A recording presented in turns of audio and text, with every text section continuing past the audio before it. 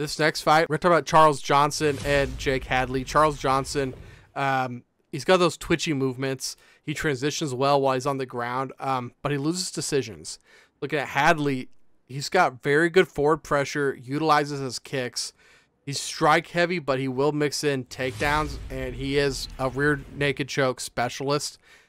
I've got Hadley on this one. I think that line's close enough to just take the Hadley money line and not play around too much with it. Charles Johnson's always dangerous. Jake Hadley, he's just younger, and I think he's just got more going for him at this point in his career. What do you think, Bobby? I'm glad you're on the Jake Hadley side, because Jake Hadley was a guy who is pretty close to being included in my favorite fighter list that we came out with a few weeks ago. I really do like Jake Hadley. I know he's lost some momentum in his last fight, August last year against Cody Durden. He lost a unanimous decision.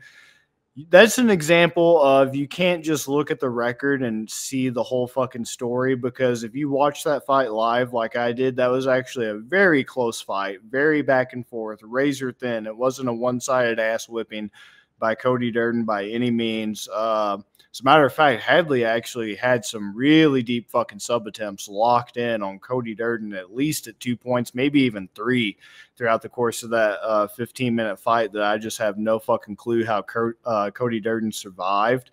So, yeah, I think this is a case of people just kind of shitting a little bit on Jake Hadley to have it this fucking close against Charles Johnson of all people. No disrespect to Charles Johnson, but he's a St. Louis guy. Obviously, this is a St. Louis card, and usually they try to give the hometown fighters an edge and give them some kind of pick-me fights to get the crowd hype and content.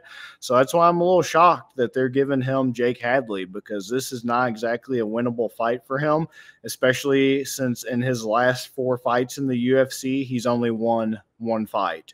He's lost 3. He lost to Ode Osborne February last year, split decision. Lost to Cody Durden, their common opponent, unanimous decision. April last year, lost to Rafael Estevam, unanimous decision. November last year, beat Azat Maksum February of this year by unanimous decision. And, yeah, that's pretty much his last 4 fights. 3 losses, 1 win. That does not inspire much confidence. And while it is good to see how active he's been, that actually leads me to be pretty damn concerned that he's taken all these fights in very short span here. Like that April last year fight was right after February last year. His longest stretch of time off has been from April last year to November last year. And then he fought right back February of this year. So not much time off, which the positives, we know the positives. He's staying sharp. He's staying in training camp. He's having probably an easier time making weight. But I think that it's just going to be too much, because he's also not giving himself, for the negatives, time to recover, time to actually win fights. If you're taking short notice fights, that's great if you're actually winning, but you're just fucking yourself and you're accelerating your way out the door if you're losing like he is. And so I feel bad for Johnson, because I actually think Hadley's going to get a finish, and this is going to be a y'all must have forgot performance for White Kong. He's going to get back in the win column. He's going to dominate fucking Charles Johnson, unfortunately, in front of a hometown crowd, and I wouldn't be surprised if he gets a sub. Are you going to go sub, or are you going to go the double method? I'd be curious what the odds on KO TKO versus sub are, but I think I'm so confident, because Hadley is primarily a grappler, and because he does engage in so many sub attempts, like the sub attempts he had on Durden, the triangle choke he locked up November 2022 against Carlos Candelario, and a rear naked choke to get his Contender Series contract, rear naked choke in Bellator, rear naked choke in the regional scene. Like, he's got a lot of sub finishes. I'm just going to go straight sub. I don't think Charles Johnson's going to have nearly the pedigree and credentials and skill grappling wise as Jake Hadley, and I just think Jake Hadley is going to slice right through him.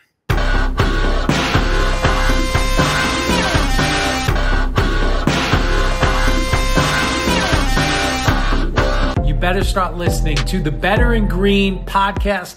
You will not regret it. Trust me, trust me, trust me. And hey, I'm Dean Blandino. Welcome, welcome, welcome to Better in Green, eh? To Better in Green, eh? To Better in Green, eh? Listen in and cash out. That's what it's all about. Come on, let's make cash now.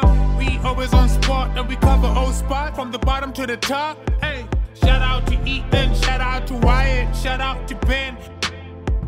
Welcome to our podcast. Better win green.